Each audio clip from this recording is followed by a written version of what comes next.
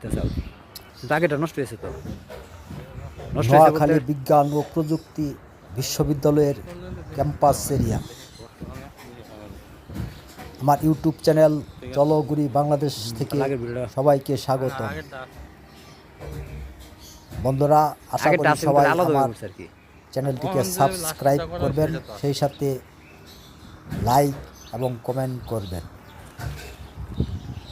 ভিডিওটি শুরু থেকে শেষ পর্যন্ত দেখতে থাকুন। আল্লাহ হাফেজ।